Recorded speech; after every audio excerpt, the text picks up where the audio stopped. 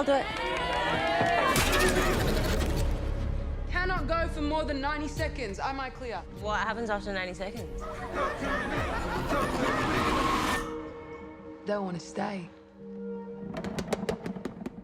It's a lean, mean, nasty little horror film that I found myself greatly enjoying, so long as the movie was still playing by its rules. And I've seen very flippant comparisons to Hereditary, but I don't think that this film is nearly as interested in explaining or breadcrumbing its rules and its lore. And I think that it sort of leads to a muddled final act that had me questioning the rules that the film itself had bothered to set up. And so in that last half hour or so, I was sort of paying attention to, stuff that wasn't quite making sense to me rather than what was happening. But I don't think it's deal breaking. This is not a film that breaks new ground, but it's an interesting spin on old timeless horror tropes. You find that a lot of modern horror directors are obsessed with what I'll term grief horror, where there always needs to be a dead parent or a dead kid or a dead brother. And now that we're in 2023, the self-seriousness of that premise can kind of get old really quick. But I think Talk to Me keeps things light, it keeps things manageable on a runtime level, and it even keeps things occasionally funny.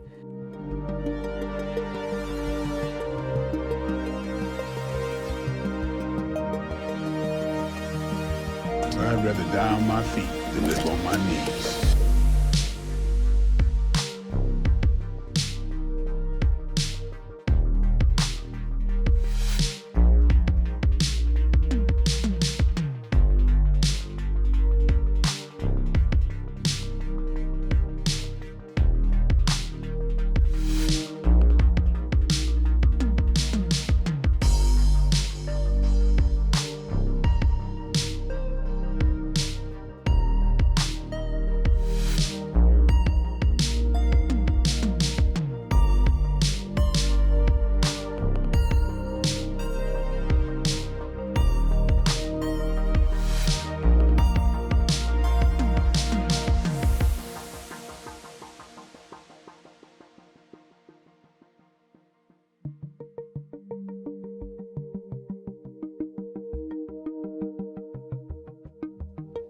Welcome to Theater and Stream, a film podcast.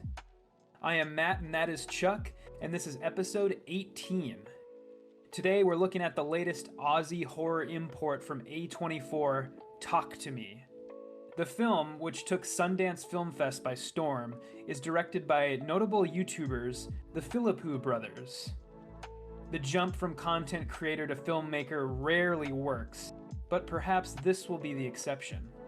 We shall see. But before that, we'll be talking all sorts of things, from what we've been watching, to the Barbenheimer aftermath, to the ostensible end of physical media.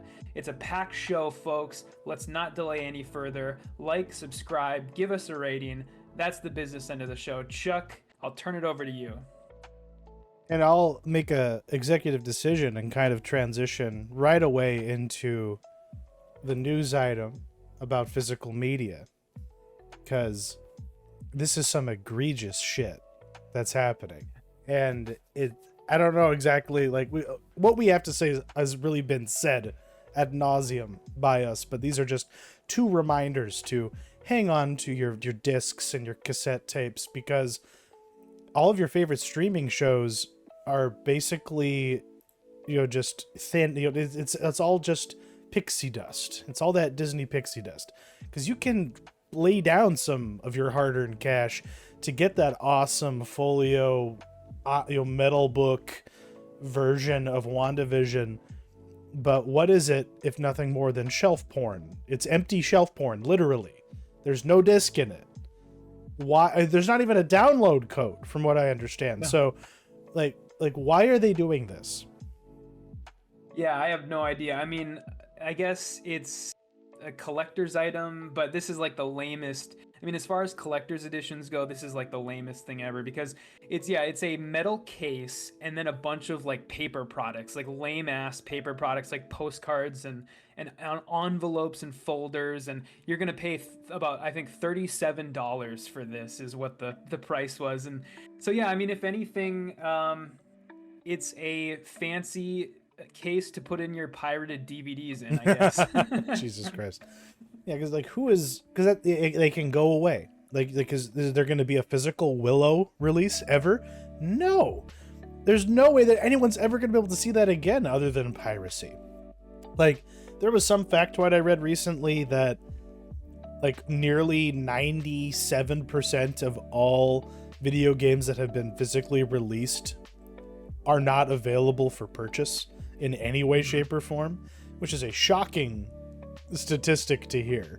But this is kind of where cinema and streaming is headed, because yeah, we may have that season of Stranger Things on DVD like in our collection, you know, but like how long are they going to keep offering things like that? Because like another part of this is that Disney's flat out just not going to release physical media in Australia anymore. What is the predicate for that? Like, why are the Aussies getting the shaft? Yeah, so a couple of retailers, brick and mortar retailers, noticed this week in their ordering catalogs that Guardians of the Galaxy Volume 3 was like the last Disney thing that they could order a disc for, and there was nothing after that. You know, no Little Mermaid, no Elemental, you know, nothing like that. And so a bunch of people looked into it, and yeah, Disney is pulling out of the physical media market in Australia. And I'm assuming this is partly because the cost of doing business in a place like Australia, because it's so remote compared to everything else. It's its own island nation, and also a test bed too. I mean, that's got to be what this is, you know, let's see if we can get away with it. Let's see how many people get pissed off about this, and then if it's not very many, let's bring this to other territories too, because that's exactly what this is. It's a test. Ugh, they always try things out, you know, before they unleash it on the rest of the world. There's a gas station here in Minot that's going to be going fully automated. The first of its kind in North Dakota. Have you seen things like that? Yeah. Mm-hmm, yeah. There's a Taco Bell near me that is it's fully like automated like that, where your food comes down in like one of those bank tube things that banks have. So, really? I haven't seen those. But what this would do is you'd swipe a card, but at the door, and then your like and then like all the cameras. It's like Whole Foods style, like in Manhattan. And yeah, you just walk around, you grab what you want, and then you leave, and then it charges you for what you took. And yeah, they're trying that out in Minot before they roll it out to the rest of the state, apparently. And that's kind of what's happening here, because things can go horribly wrong if you just unleash it without working out the quirks. And in this case, this is just boiling the frog as slowly as possible so they don't realize what's happening to them. As far as this goes, like, no one's gonna care what the upside down people are suffering. You know, they already pay like exorbitant prices just to play video games with violence in them. Like, it's a hard life in Aussie land. Yeah, and so and our, like you said, our thoughts on this have been well explained. But yeah, people, I mean, get your physical media while you can, because not only, I mean, I want to be in a place where if I want to watch one of my favorite movies, that I don't need an internet connection to do it, whether it be the disc to function with an internet connection or my Blu-ray player to function with an internet connection. And luckily I've kind of set that up for myself. But not only are, you know, your physical media probably going to go away, but the physical media that you do have is soon going to become a collector's item. Like, expect, you know, the discs that you already have to go up, you know, 3-4 times in price. So, I mean, it's going to be like vinyl pretty much. And that's bizarre. Yeah. And then the people who like Arrow, you know, like films, you know, or like whatever they're called, the people who do those boutique releases, the stuff that they do will have even more value, especially if they find something like, ooh, the studio doesn't give a fuck about that. Okay, then will be the ones to put it out. Because there's probably, going to be some actual physical releases coming out for these next two movies, given their popularity. But we kind of need to spend half of this episode basically doing a follow-up on Oppenheimer and a check-in on Barbie. But in terms of their box office success, what do we make of the success of these two movies? Yeah, it's kind of heartening. It feels like a box office weekend, like straight out of the mid 2000s, where, you had multiple things to see in one weekend and multiple things that did really well in one weekend. And yeah, Barbie pulled like 162 million this past weekend. It is now worldwide at $500 million. Jesus Christ. So it just passed that yesterday. And then, Oppenheimer defied estimates by doing about 82 million, about half that. And that together, plus with a little bit of assistance from The Sound of Freedom and Mission Impossible, those four movies essentially made for what is now the fourth largest box office weekend of all time. Like all time. Wow. And so it was huge. People made a big deal out of it, and they should have, because this was a huge past weekend for movies. But as with like all things, like we talked about with Sound of Freedom, there's people going to theaters who aren't civilized and like aren't used to being out in the world. So like it's all been good fun to see the funny photos of the front row of an IMAX for Oppenheimer. But what's up with people taking photos during movies? Like, I haven't seen that myself. Have you encountered that in the wild? I have before in the past. I mean, it's usually for, the bigger stuff like this. And I have to assume that in this case, it's just like, what's the generation called before or below Gen Z? What is that? Like, I don't think they have a name yet. Okay. I thought it was like Alpha or something, but people born after the year 2000, they don't give a shit about movies. They don't give a shit about theaters. Yeah. Alpha, yeah. And they, for a lot of these people, the theater is, such an old-timey thing. And I'm sure that for a lot of them, this is like one of the only movies they've been to in their life, or they go to like one movie a year or something. And so it's just like a mix of, I think, cluelessness and just like downright, idiocy, I guess, because you have to be a dumbass to not know that you shouldn't pull out your phone and take a picture in the middle of a movie. And again, another thing that my thoughts especially have been well recorded about by this point on this show, that I call people out for that shit all the time, and luckily nobody did it in my Oppenheimer screen. But my God, because that's the thing. There's a lot of kids going to movies. Maybe not Oppenheimer, but there's like going to the theater as much as I have the last 2 weeks. I've been seeing little girls going to the theater more than I think I ever have. And it's to see this Barbie movie, but I'll save my comments exactly on that. But there's a lot going on there, a lot to get annoyed by in the theater, whether it's just kids babbling because they are like talking to each other, or like getting bored, like all of those same old problems still happen. But God, yeah, we haven't had to deal with it too much, like at least lately until now. But I guess we shouldn't complain. It's like being mad that your church is noisy with babies. It's like, don't you want another generation of cultists? Be down with it a little bit. But another thing that came up that blew my mind is this like weird allegation that there's a third Nolan brother that none of us know. And it's because he apparently got caught up in some kind of assassination scheme. Did you hear about this?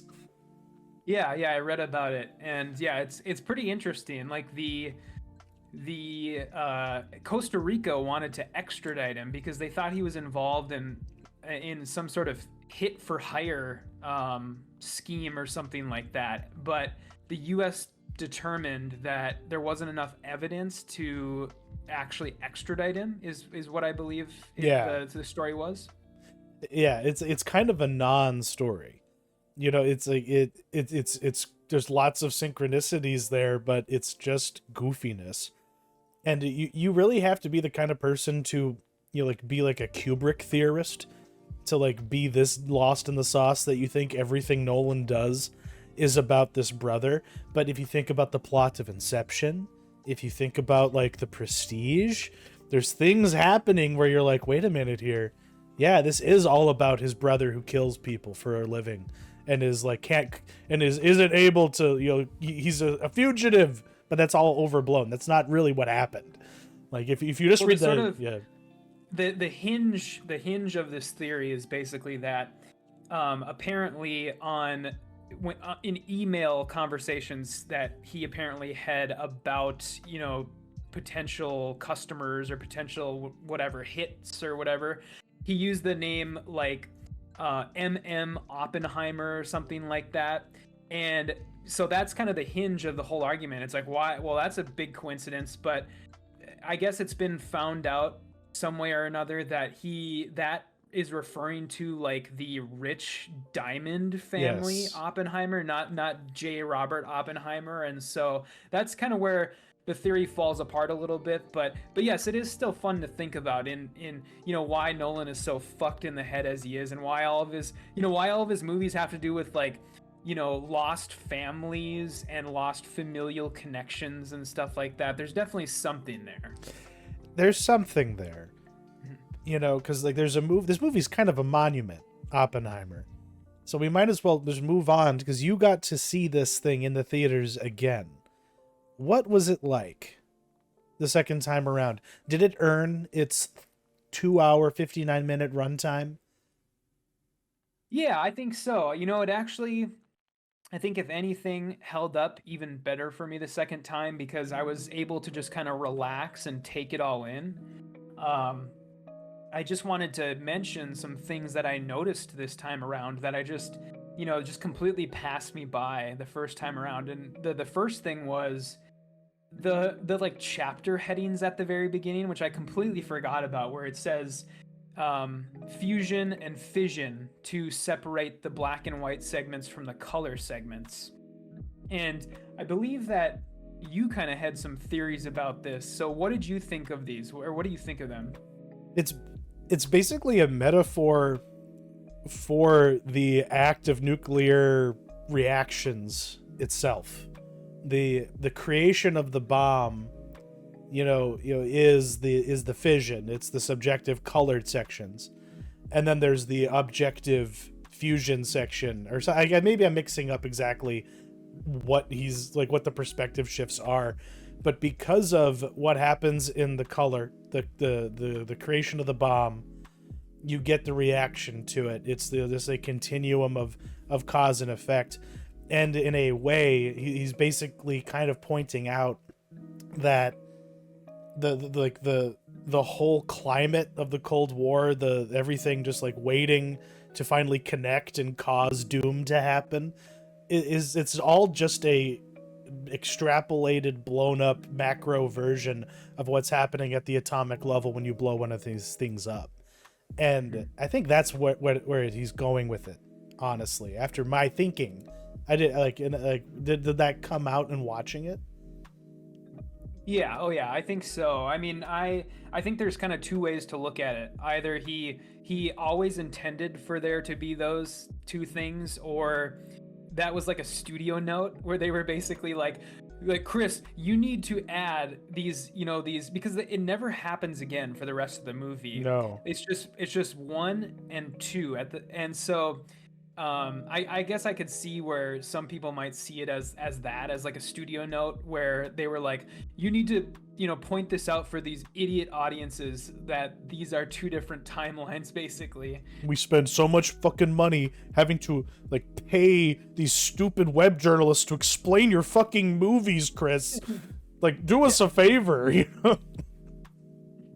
But yeah, I thought that was interesting. And then you know, a couple of other things I wanted to point out. I mean, Rami Malek really stood out to me this time because he really is in this movie for like less than 5 minutes total. And in the first two scenes he's in, all he does is stand in the background and get a clipboard knocked out of his hand, and then he has that big scene during the hearing. And yeah, I thought he was really, really great. He kind of he does a lot with a little, basically, and so he was great. And then I wanted to point out Ludwig Göransson's score, which I didn't get to mention last time. He wrote 2.5 hours of music for this movie, so it's I think as integral of a part of this film as Nolan's directing is. Like, it makes just as much of a impact as the way the film was directed. And then the suicide scene. So this is very interesting. The Gene Tatlock scene. I don't know. Did you catch this the first time, or the time when you saw it? Okay. I did. I totally did not see that, but it's a nice touch. What you're about to talk about. It is. Yeah. It's like, so if people don't know what we're talking about, in the scenes of the quick flashes that we get of Gene Tatlock committing suicide, there is one very small, very brief flash of a black gloved hand holding her head underwater in the bathtub, and it's super quick, and it only happens once. And I don't know, I noticed it the second time around, and then I wanted to make sure that I saw what I saw, so I went, and sure enough, other people saw it too. And yeah, what's your theory there? What do you think's going on there? Yeah, because I'm a tinfoil nerd, my first thought is, that is the government killing the evil commie witch who's trying to corrupt our Merlin, who's gonna give us this magic power we want, but at the same time we have to remember we are inside the perspective of Oppenheimer. So like your theory, honestly, is like that you proposed. Why don't you run that by our audience here and see what they think about it? I like yours personally. Well, I was kind of under the assumption that it's sort of just a manifestation of Oppenheimer's guilt, where, the entire scene, yeah, like you said, it's from his perspective, so he's sort of going through all the possibilities in his head, and I guess that is one in his mind, because that scene doesn't come too long after the scene with Casey Affleck's character. So, he's kind of spooked by Casey Affleck's character and that whole scene with him. And so, maybe he's even imagining that Casey Affleck's character either put that hit out or did the hit himself, Yeah, exactly. That's what I mean. Like, that's the kind of operator that we're talking about here. But I think that just speaks to there's actually a rich, well of interpretation that can be put to this movie. And I think that the same can be said for Barbie, and and I think that's partially why these movies are resonating and being so successful, because normally Hollywood wouldn't see a box office weekend this successful without it being 4-quadrant tentpoles. How did this, again, I know it's Christopher Nolan, but like, what is the draw?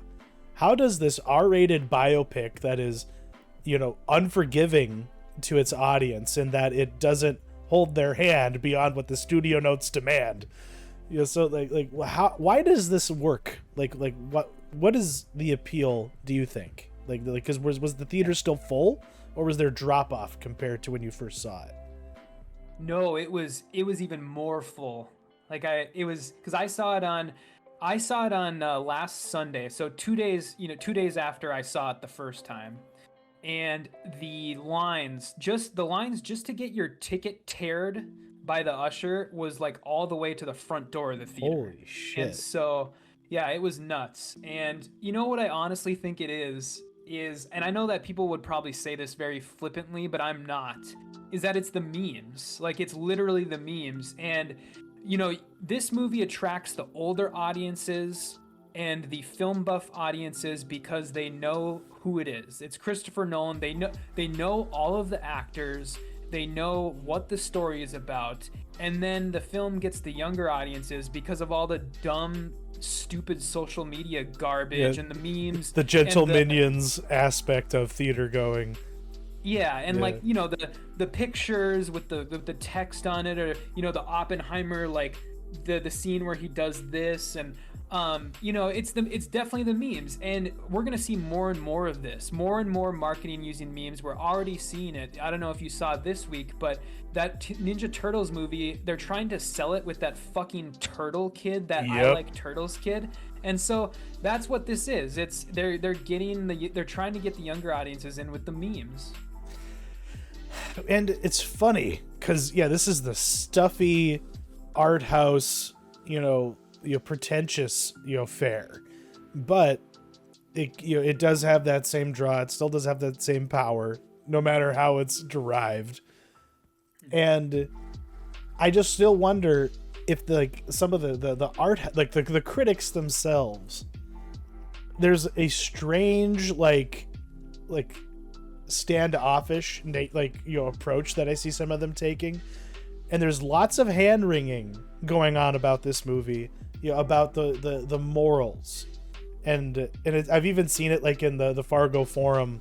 Some guy wrote a letter to the editor review of Oppenheimer, and his whole issue, his big rant, was that we don't see Hiroshima or Nagasaki. And I think we discussed this previously, but what would that have served in this movie had that been included? Had we been on board the Enola Gay, watched the bomb drop, seen little boy do his thing, and watched the Japanese people, get burned and scorched and then die horribly of radiation poisoning, would that have served this movie? I don't know. Probably not.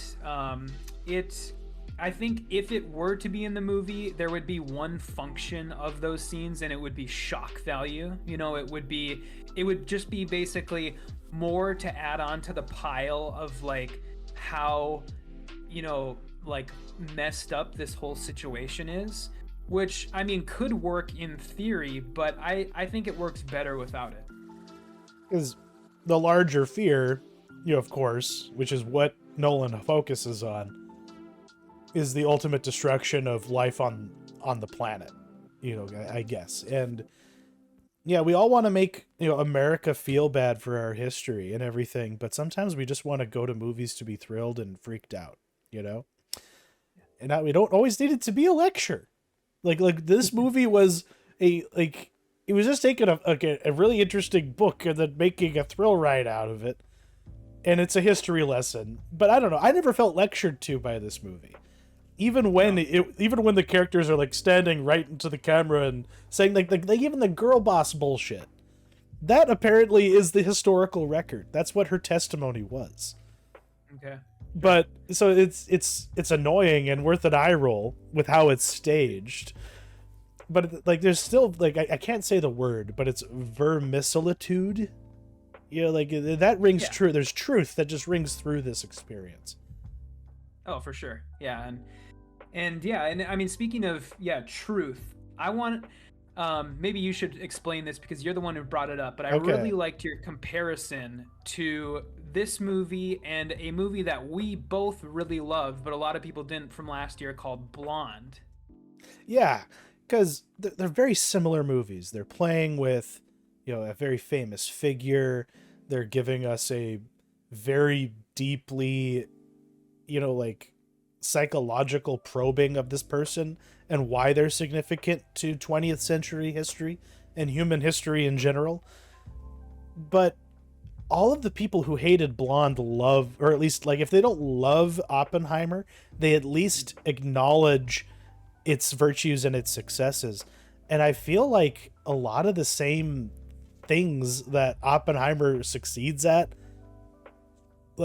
Blonde did it first. Andrew Dominique was trod this ground, and then Nolan said, "Okay, I will do the same thing."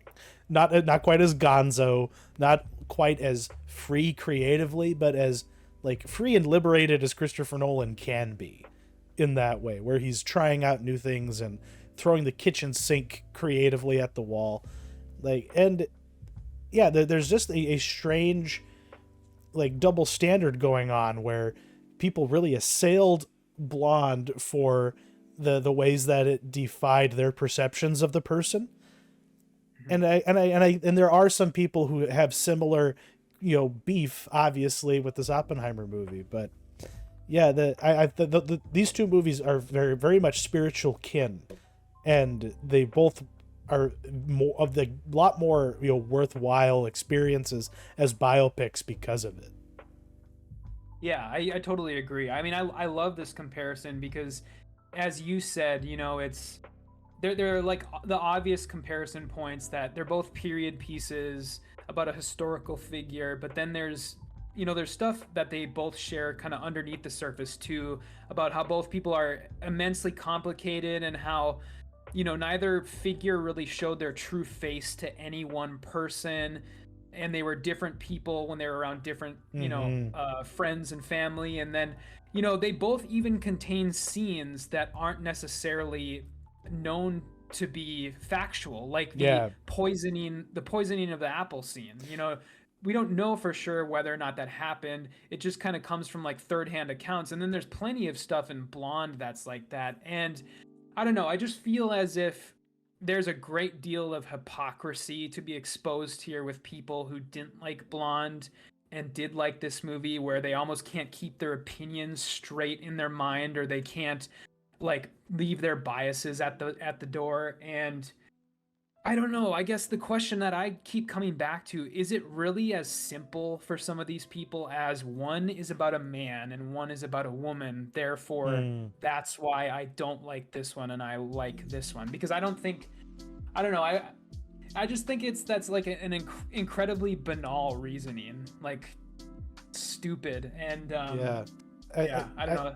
I think it's deeply rooted in the sexual politics of today, and unfortunately the culture war to a degree. And I'm tying this all together because Blonde and Barbie and movies like Don't Worry Darling all kind of rise and fall and and are assessed the way they are because of the same reasons. And it's like, is it speaking to what certain groups believe about movies and culture and people and everything? And I guess I will just slide right into the we'll finally give ourselves the Barbie part of Barbenheimer, because Angie and I were able to see this yesterday, and I need to be in the spirit of keeping your biases at the door. Like, I had to, I didn't have to work that hard to do that in the first act of this movie. When they're in Barbie land and you're just, seeing what the rules are, and you're just kind of getting the whole, joie de vivre of Barbie delivered to you. There's moments that are quite brilliant, and it really soars, and it's fun. And then as soon as all of the meta nonsense just starts missing the mark, and things just really, collapse in on the black hole that is Greta Gerwig's issues, because that's what this movie really is about. This is Greta Gerwig doing for Barbie what Lord and Miller did for the Legos, and like what happened with Mario. Except it's missing, I don't know, like it's kind of missing the point in terms of making a good movie. There's really not a movie here. This is like, what is the chick version of a circle jerk? Is that a clam bake?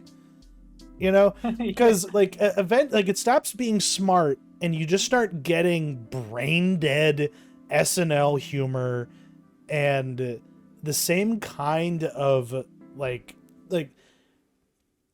every male character in Barbie, whether they are Ken or regular human beings, they are all written and portrayed like the modern male in a commercial.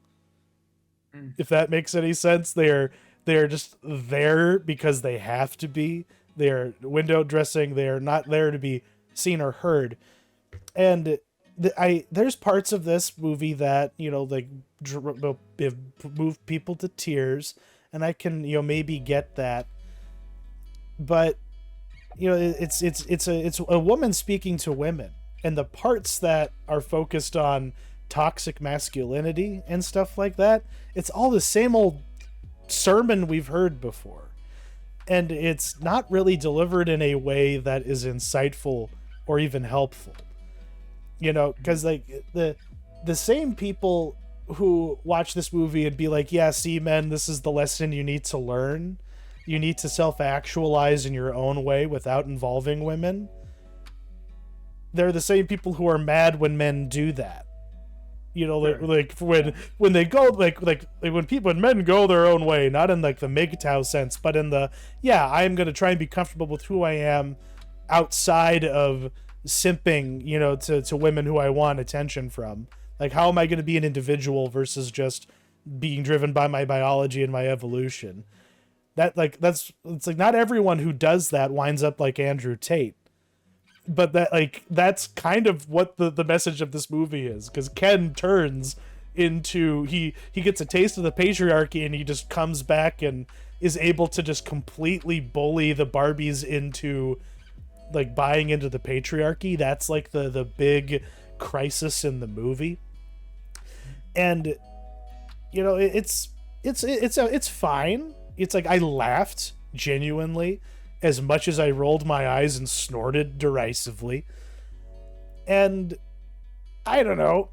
It's just ultimately, yeah, this movie is not for me, but I'm not like stuck up enough to like shit on it. I just know enough about myself and the movie I saw to know that Greta Gerwig is not saying as much as she thinks she is. And like nothing that like Noah Baumbach is contributing is anything we didn't see in a movie 20 years ago, or even like what we see in entertainment every day. So like, why is this exciting and why is it successful? Why is Ken and why are Ken and Bowser, who are two recent examples of the toxic male archetype in cinema, in 2023, why do they each have hit songs basically confronting these problems with humor and heart?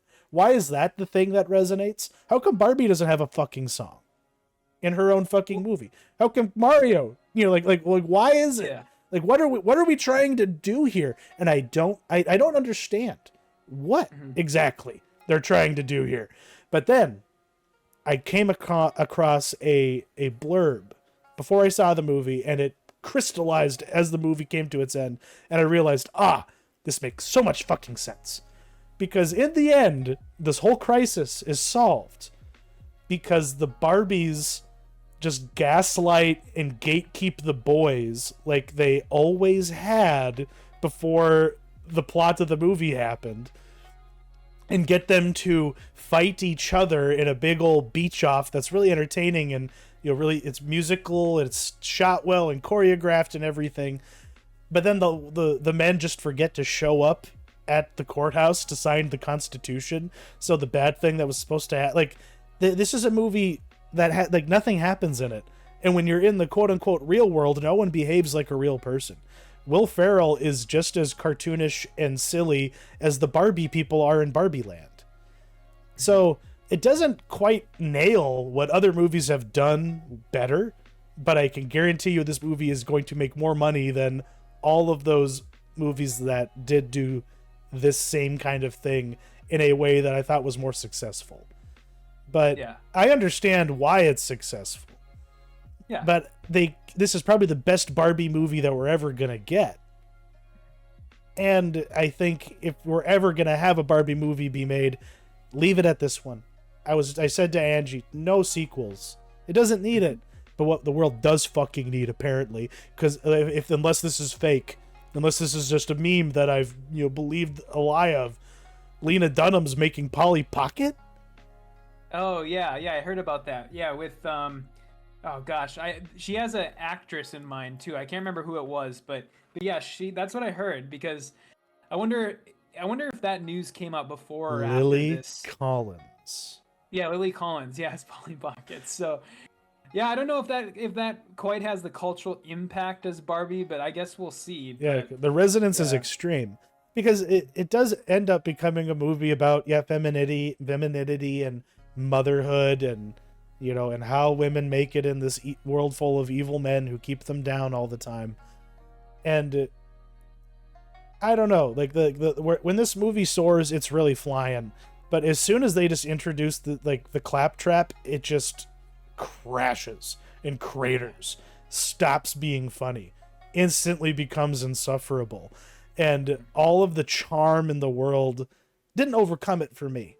But I'm still not mad that I spent the money to see it in Bismarck, because I spent way less than I would have if I'd seen it in fucking, Minot at my local AMC. But I don't know. Do you see yourself seeing this film in the future, Matt? Yeah, well, yeah, my wife has expressed an interest in going and seeing it. So yeah, I probably will eventually. Whether that's, I don't know if that's going to be theater or once it hits streaming. But yeah, I will. I do want to have sort of the cultural relevance. I want to know, what everything is about, what all the hype is, because one of my favorite things, kind of being on the outside looking in on this whole situation over the past week is that I love the people who are like pissed at audience members because seemingly Ken gets like the best arc of this movie. He does. And there are people out there who are like legit mad because they're like, you cannot like Ken. This is a Barbie movie. Ken is not the best character in this movie. And I've just seen those people screeching online about that. And it's been pretty funny. But yeah, I probably will see it eventually. Yeah, and that is the strange thing that she did. Because it kind of stops being a movie about Barbie and it becomes Ken's story. And, and about him getting over his need. Because like there's a beautiful line where I don't know where they got it from, cause I don't know if it's original or if it's just lifted and is a reference, but Ken is weeping in front of Barbie and he's like, I only feel like complete when I'm in the warmth of your gaze. And it's just like, oh geez, you poor simp bastard. It's like every man has been there. So like I guess it does have something that for some and there's some conservative minded and like libertarian right leaning outlets who are like of the mind of people need to just stop being so dismissive and watch Barbie. It has good messaging in it.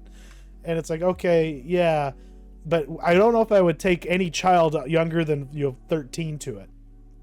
Because there were some little kids in this theater who maybe should not have been there. They were just pissing Angie off because they were just talking and like kicking their feet and like making the seat like go like squivel and swivel. And yeah, it was unfortunate because like the mom that was with them was getting a little embarrassed because because that movie was for her. She was the one who actually grew up playing with Barbies. But yeah, that's the Barbie experience. It certainly is an interesting time because they could have made something like truly cynical, but it wasn't. It at least is pretty. It's probably going to win an Oscar for art direction because they actually built like actual life-size Barbie playsets, and every single prop is like a genuine life-size Barbie toy, and that was kind of charming. Yeah, we have a couple quick hits. I was going to talk about Futurama, but after one episode, I just decided, fuck that show. I'll wait until I can see the whole thing. Okay. Yeah, so I've got a check-in with Star Trek Strange New Worlds. I've been sort of quietly watching this season, and I think we're on episode 8 out of 10 now. And yeah, this show is still pretty great. If people will remember, I was a big fan of the first season. I haven't watched any Star Trek since Next Generation, and I really, really like this. It's sort of in the same spirit. It's not nearly as bad as Discovery or any of the earlier Picard stuff. And so the one thing I will say about this season is they corrected themselves, which I'm very thankful for, where in the first couple episodes of this season, they were doing too much pairing off, and I always hate when they do that in Star Trek episodes where like you have an entire episode about just like two characters, and then you never see anybody else, you know, for the rest of the episode. You never see any of the other crew, even though they should, you know, probably be in the background of scenes, especially if they take place on the bridge, and you're like, why is there only two people on the bridge? Like, where's the rest of the crew? And I mean, the in-universe explanation for that is, I don't know, but the out-of-universe explanation is, you know, they wanted to give people breaks from filming. They didn't want to have everybody needing to be there to film all, you know, on certain days. And so, I mean, that's that explanation. But in this season, towards the back half, they've gotten more of, you know, you have these episodes that involve the entire crew, and I think those are generally more interesting episodes when you have many different conflicting opinions and ideals and morals, you know, kind of going at each other. And yeah, I really still like it. They just did the crossover episode with the animated show Lower Decks. I heard about and that. Yeah, and that was pretty good. I don't watch Lower Decks. I don't know. I tried to, but I didn't. I thought it was not very funny. But when they brought the characters into the real world, it was. I thought it was pretty good because they didn't treat them as cartoon characters anymore. They sort of adapted them for live action, and so that's interesting. Yeah, I think it worked, and it was really fun, and so.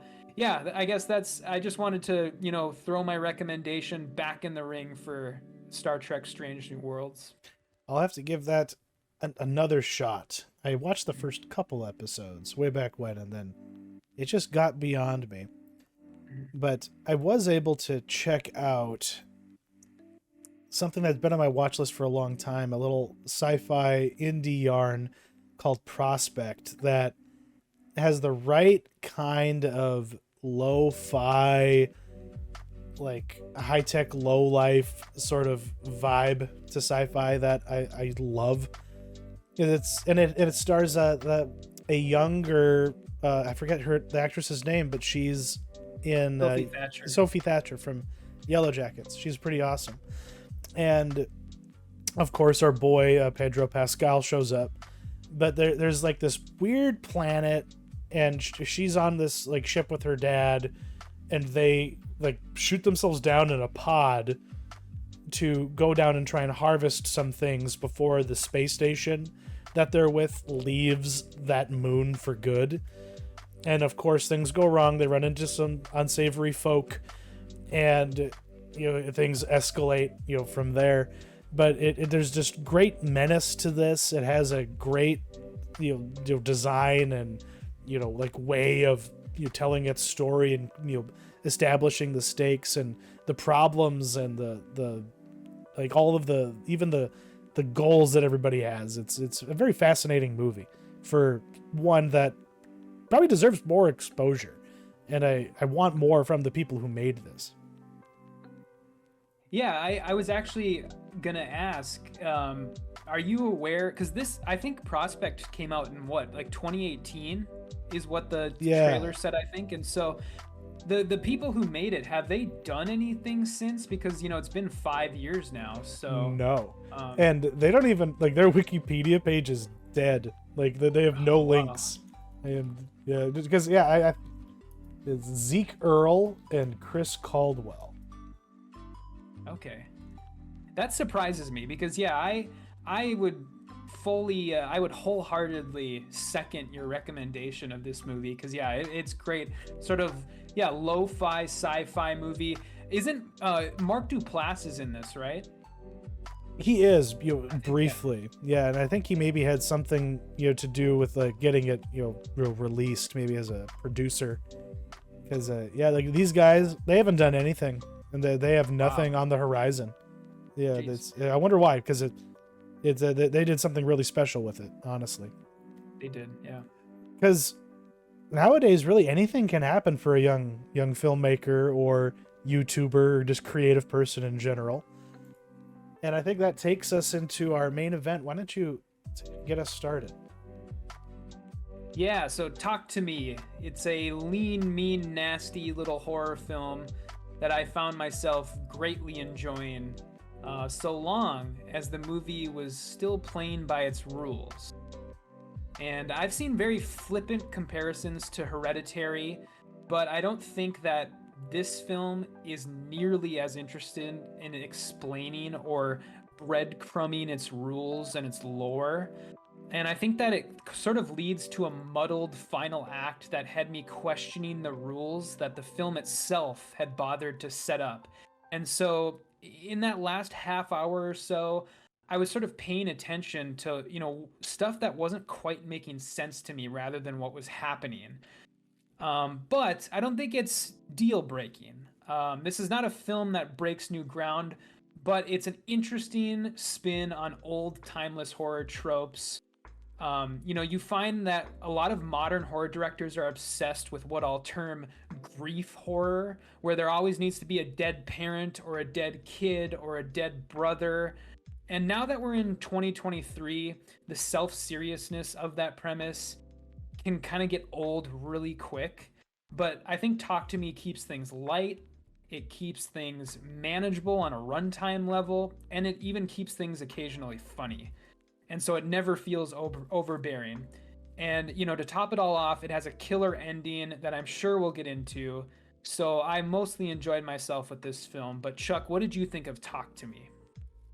It's impressive in that it's a horror movie that spends much more time just like having you get to know its characters and get really settled rather than scaring you. Like even after the scaring has happened, it took me by surprise how often there would just be these like tender, quiet little moments where you're like, wait a minute, am I still watching the same movie? Because they're so capable at what they do. But yeah, it definitely does have the feel of It Follows. And because I forgive me, did you mention that at the top when I had stepped away for a second? No, I mentioned it in our doc, but yeah, okay. yeah. Just in terms of that formula. And I bring this up because as an A24 movie, they fought so hard to get it. In the like feature length runtime of trailers that I had to watch before this movie, there was at least 2 to 3 what I would call It Follows ripoffs. What do we mean by that? It's just a grounded horror movie that has rules and a spooky premise that these people are trapped in. But what does this movie do better, than most typical horror movies? It's actually making everything feel very lively and real, versus, oh, this is clearly movie time. Like the people feel like people, even when they're slamming their faces into desks and and making the creepy smile, doing that trope. But yeah, they really aren't interested in explaining anything about what's happening beyond the 2 sentences that we get about what the hand is. We don't know who made it. Oh, somebody did. It just gets passed around. And like all those other horror movies that It Follows, what is this movie about? Is it about kids trying edgy things at parties and drugs and drinking, doing too many things online and social media for attention? Like, it's funny that 2 young guys who only have careers because of their exploitation of those things are kind of like subtly commenting on its influence in society. And it's surprising that looking at what I know about the Philippou brothers, I would not expect them to have this much emotional maturity in their art. But who is the Babadook lady? What's her name again? Jennifer Kent. Jennifer Kent. Yeah. They apparently are like understudies of hers, and they worked on as like second unit directors or like assistants on some of her films. I forget which ones. Maybe it was the Babadook, but they have come up in the Australian horror new wave. Like they are a part of that, and I think maybe that's where it comes from, because like they are more than just 2 goofballs with video cameras. Yeah, the movie, it touches on a lot of, interesting things. I mean, probably, I mean, the most obvious is probably the parallels between like drug culture and party culture, and then the usage of the hand, or what happens to you when you use the hand. But then also, like, one thing that I don't know, I don't know if I just didn't catch it, or if the movie didn't quite go as far as it should have, but what did you make of the film, and it's sort of what it has to say about like younger generations and like filming everything, or like, not reacting to situations how you should react to Appropriately. situation, yeah, Yeah. appropriately. What do you think, there's something there, or do you think the movie didn't go far enough in that respect? No, this is a generation that are programmed to be bystanders rather than active participants in reality.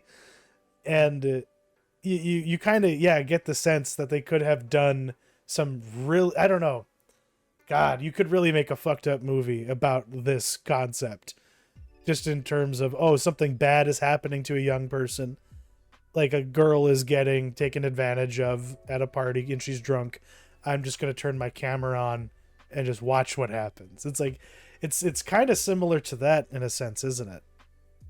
Yeah. Oh yeah, totally. Yeah. Cause yeah, there are multiple scenes in this film where, people just, especially in that, in sort of the cold open of the movie, where this guy is uh, like dying, and his brother is like pulling him out of like a room at a party, and people just whip out their phones and they're just filming him, and the guy has to say like, put your fucking phones away, and then he gets stabbed in the eyes. But yeah, that's there's definitely something there. And yeah, I kind of like what it has to say about that stuff, because yeah, I mean, the biggest parallel obviously is the drug stuff, and the and peer pressure, Mm-hmm. peer pressuring and Yeah. stuff like that. And Yeah, yeah, and yeah, yeah, like in getting young people involved in something, like, just because they're along for the ride and interested. Yeah, it's hard out there to be a single mom like Miranda Otto. Like, she can only do so much. But God, yeah, the one thing that this movie is a tight 90. Like, mhm. we are, as always, grateful for that. But yeah, that last 30 minutes, it really does get lost in the sauce a little. Mhm. In that it really meanders.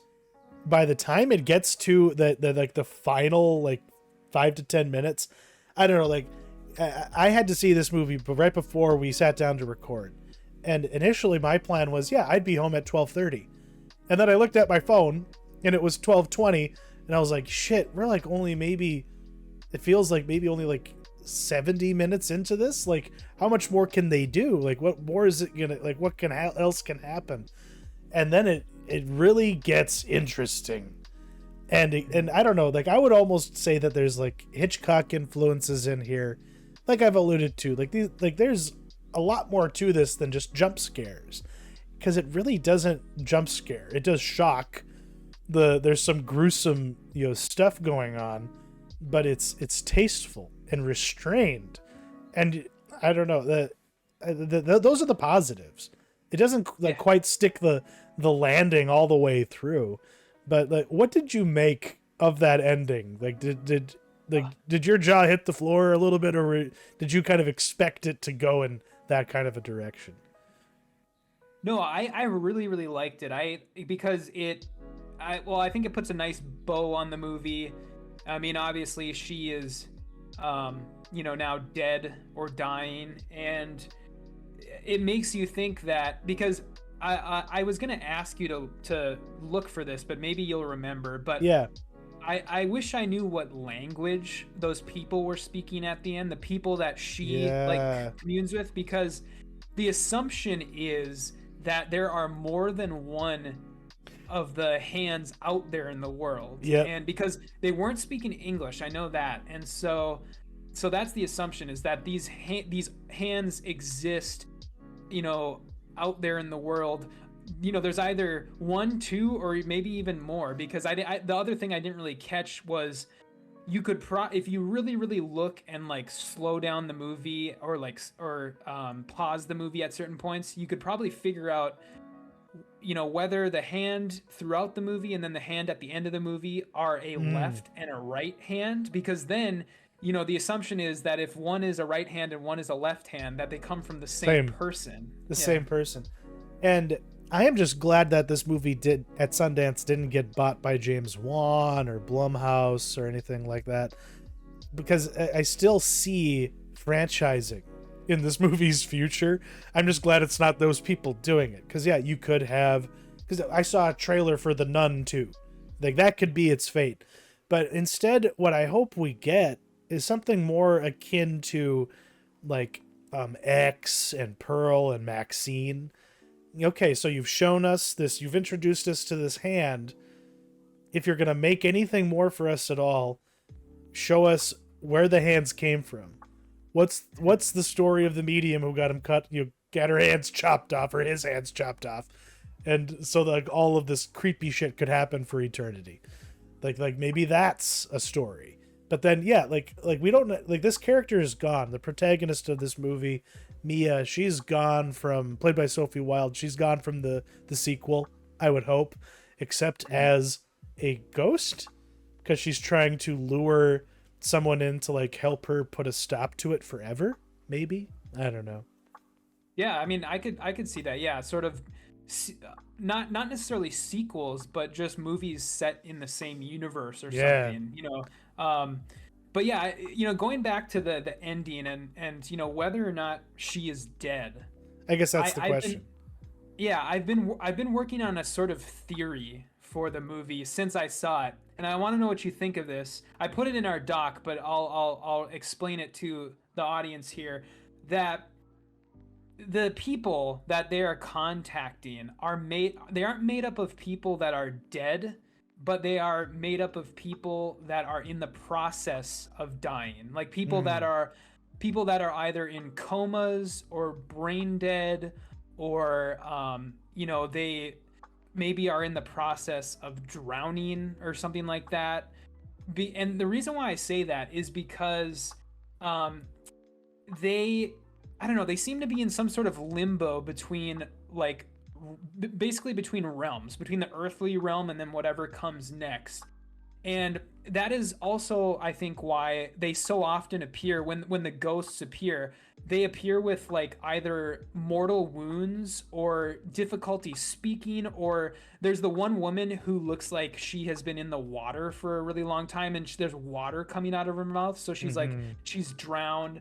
And so and then the other reason why I think this might be the case is because, I don't know if you caught this, but I think there's the implication that the old man that Riley turns into towards the end, that she pushes out in the wheelchair, is the man across the hall in the hospital. I don't know, did you catch that? When earlier in the movie, Mia goes to the hospital and she looks into the hospital room across from Riley's room, and there's this man in there who's being who's being like worked on, who's like in a coma, and he's being worked on by the nurse. And I don't know why else that scene was in there, but I think the implication, I think, is that is the man. And so, and when you're in the in-between, when you're in the blackness of limbo, the absence of everything, it's like the warp in Warhammer or in Event Horizon.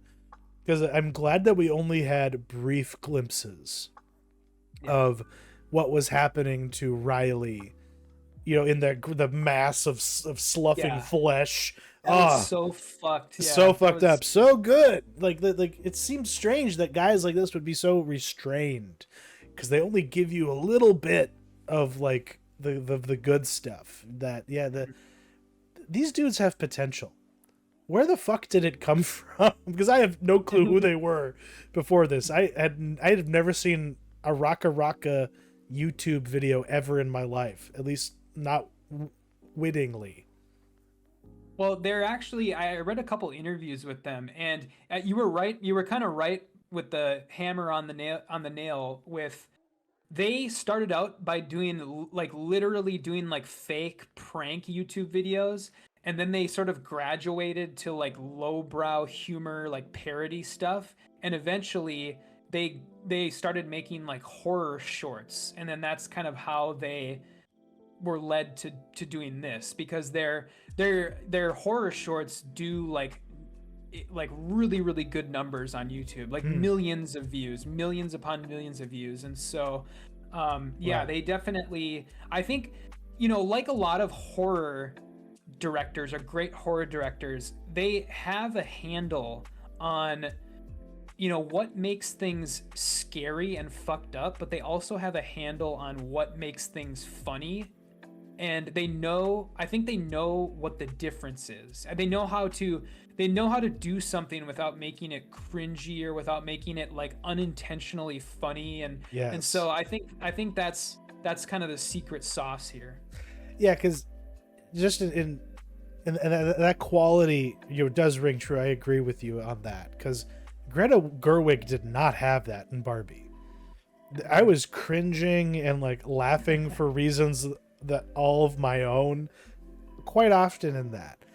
And usually when you see a movie try and reflect the present like this movie does, because this movie nails the now in a way that is freaky, because Hollywood is usually like behind the 8 ball. Like this is better than like Euphoria thinks that it was, I don't know, like Euphoria is fake. This felt real when it came down to like how the teens like treated each other, what their concerns were, how it actually just showed people just like looking at their phones and how uncomfortable that is from the outside when you're not the person addicted to it. I don't know, like it was authentic. And I keep using the word surprising, because even when you look at like what actually happens in this movie, it feels kind of slight, but they did exactly all that they needed to do. Never too much, like never too little, because if they had gone overboard in any direction, it wouldn't have landed. Things would have felt silly or stupid. But like even like the part that made me like die inside the most was when that gross lady's crawling across the floor and then starts sucking on that dude's toes. Like that made me die inside in a way that no movie has made me die inside this year. And I've seen Infinity Pool. You know what I mean? Yeah. Like No, that was really messed up.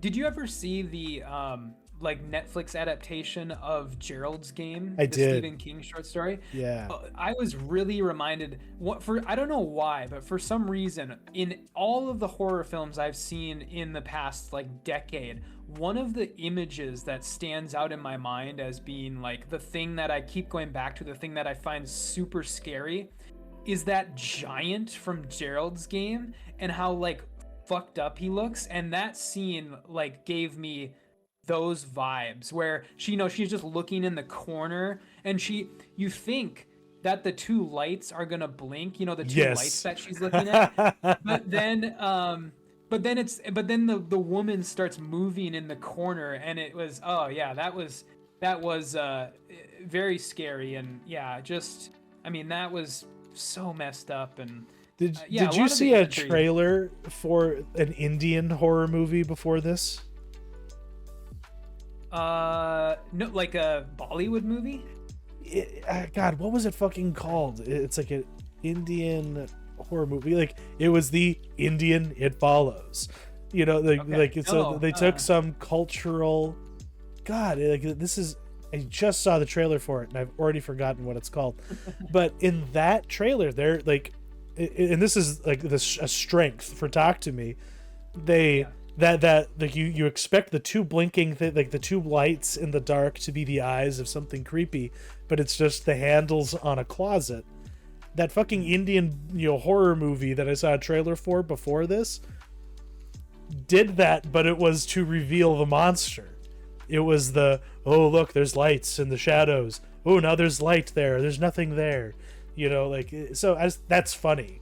That they're already like behind the now that those guys are behind the curve. Yeah. Yeah, one of the things I mentioned in my intro that I did want to call out was, when the movie sort of knows when to sort of let up on the tension. And like two of my favorite moments in this movie are, number one, the like party scene when they're all taking turns using the hand, and it's like there's that like rap music playing in the background, and they're all just taking turns, and it's like they're all doing coke or something. Yes, they're all taking bong rips, basically. Yeah, I love that. And then also, I just, I do want to call out the actors, because the actors in this film were so good, and I don't think there's really a bad one in the bunch. But my personal favorite, I think, was Zoe Turkis and Chris Alonso, who play the two people who have the hand initially. The people who go around and to the parties with the hand. And I really, really liked them. And I really like the fact that, I don't know if you caught this, but they literally choose to just like piece the fuck out at the bus stop, and then you never see them again. Like they literally at the bus stop, they're just like, fuck this, and then they both leave, and they're never seen for the rest of the movie. It's pretty based of them, because because they're the ones that started all this trouble to begin with, and instead of involving themselves, it's just like, you know what, this heat is too much. We don't want, like, I would much rather just smoke weed and hang out. I'm sorry that I messed with this at all. Shit got too real. They had their Requiem for a Dream moment as soon as Riley started trying to rip his eyeballs out.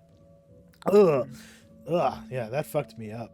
Yeah, I really can't. Yeah, like the Zoe Tarakis, especially really stood out. And Miranda Otto does a very serviceable job. It was nice to see her working again. Because I haven't seen her in a movie since The Lord of the Rings. It was 20 years ago. Yeah, I think she's mostly stayed, in Australia, I believe. And so that's probably part of it. But yeah, part of it is that, yeah, she just hasn't gotten a lot of work recently, I don't think. But yeah, it was good seeing her. She was great too, as the sort of the mom, the typical mom, or the cool mom, I should say.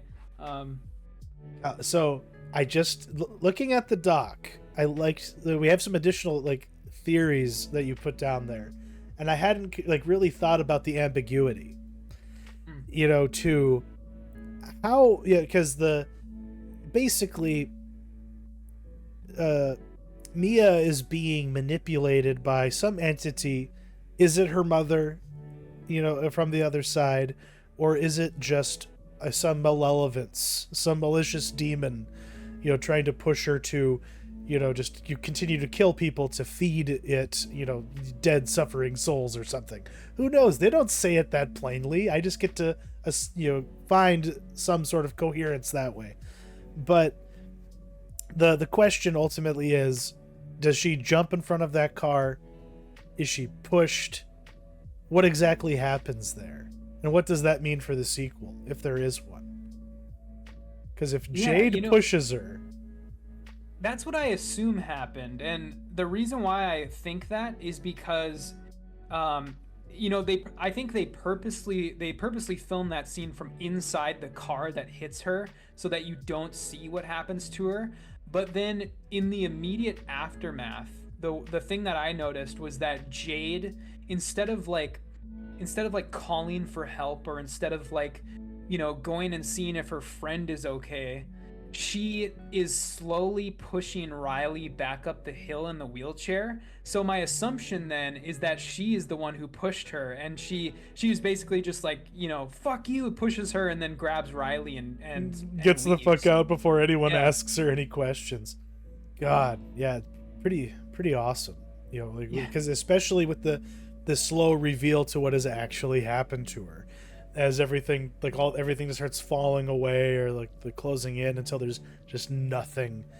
That was really, really well done, obviously, and that's why it just seems like the setup for something. But yeah, I have not been able to find any idea what other language that is. But yeah, it's probably in, like, it could be in South America. Who knows how far this thing has traveled? And that is like the baked in thing that allows you to make as many of these fucking movies as you can as long as you find a way to keep it, interesting without opening the puzzle box open too much. Because they're kind of operating within those principles to a degree. Yeah, it was a really, really great ending. I mean, just pitch perfect. And yeah, I don't know if there was anything else you wanted to mention, but the one thing I wanted to be sure to hit on was, if you look at the writing credits for this movie, every main actor that's in the movie has a concept by credit. I don't know. Yeah, how does that? How does that work? Yeah, I don't know, because I noticed it the other day because I was looking at the film's IMDb page, and the movie has 2 credited writers, and it just says writers, but then it lists pretty much all of the main actors. There's 12 total, I think, and it says concept by, and so I'm wondering what the idea behind that is. Like, if they sort of, if they worked everything out on set, maybe there was more improv to this than we're led to believe, and they were working a lot of shit out on set. Like the rules. Like, what if the original written rules, the actors were like, that makes no sense, yo. And then, they all figured it out themselves as they were shooting those scenes. That's bizarre. That's really, really bizarre. Because otherwise, why would that happen? Yeah, I don't know. It's very, very weird that unless the Philippou brothers, they do seem sort of like mad lads a little bit. So they could have just been like, let's give everybody a writing credit, That might have been part of their compensation, because they might get more money over time and like more ownership of the pie. Sure. I think that maybe that's what it is. Because there's no discourse on this. We might be the only people who have taken notice. But that said, we have to protect these boys. We have to keep them pure.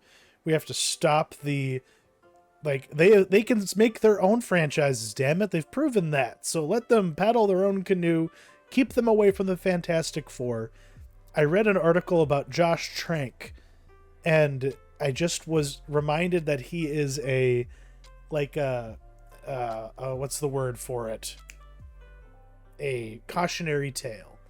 A pariah. Yeah. Don't bring your shithead dogs to your really expensive New Orleans apartment while you're blowing a fucking movie assignment so bad that you never make movies outside of that Capone one that no one saw. So yeah, these guys deserve better than that. They're a lot more interesting than dude bro meathead pranksters.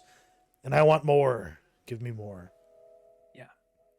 What was your mentionable for this week? Yeah, so I got another comic from me this week. This one is called Superman: The Last Days of Lex Luthor. And this is the latest comic from Mark Waid and Brian Hitch. And Mark Waid has really been... Yeah, he's been killing it lately with DC. He has another ongoing series called World's Finest that has just been hitting it out of the park, but this is his new one, and they what this basically explores is sort of the parasitic relationship between Superman and Lex Luthor, where the premise is basically Lex Luthor reveals to Superman that he's basically dying of cancer, and he can't find a cure. He can't cure himself. And he knows that if he tells Superman, that Superman has to help him, because Superman's the Boy Scout. He won't just let people die. And so that it sort of explores their relationship. And I think it's a novel concept, because we always get these comics about Batman and the Joker and how, their fucked up relationship and how they sort of feed off of each other and one can't exist without the other, but we rarely get that with Superman and Luthor. And so, really, really enjoyed this, and highly recommend. Right on. Mine isn't as highbrow, I'll put it that way. I was reminded of something that came out during the great AI generated content boom of 2023. And this is from a channel called Meme Cave, a humble memer. He shit posts at that YouTube account. But the content in question is these fake Joe Rogan interviews with Dagoth who, if you've played Morrowind, the Elder Scrolls game, is like one of the like an elven deity, like a motherfucker who just like was so mad at the world that he became a god. And they are hilarious. I don't know exactly if the writing is AI influenced completely or if a human is punching it up, but it's all AI generated voice performances. And oh my god, it's perfect. Like the banter is so like spot on for the typical Joe Rogan interview. Like, and what really makes it work is that it's genuinely funny. And what I mean by like the writing, the things they're saying is such like spot on, like perfect, like commentary or like a genuine reference to something happening in the real world that like I have to stop myself and be like, wait a minute, holy shit, like there's a lot going on here. How could an AI do that? So I don't think an AI could. So yeah, part of it is just the experiment of trying to discern the human from the fake. Not quite as, you know, concrete as a comic book in your hand, but that's what I've been wasting my time with. But yeah, that kind of does it for us this week. We're going to be, I guess I'll just say we got the word that we're probably going to be inducing on Tuesday. So we're going to be a little strapped from going to the theater for a stretch as we bring Baby Crane into the world, which is the perfect time to watch some really weird movies from a director named Tarsem. Where are we going to start with that retrospective, Matt? Which film? Well, I suppose we'd probably start with The Cell. The start, begin at the beginning, as it were. Watch the Britney Spears Pepsi commercial, you know, the Super Bowl, you know, ad. That's another good primer for that director if you're unfamiliar with him. But yeah, we'll see you on the other side. Thank you for watching, everybody. Take care. Yeah. See ya.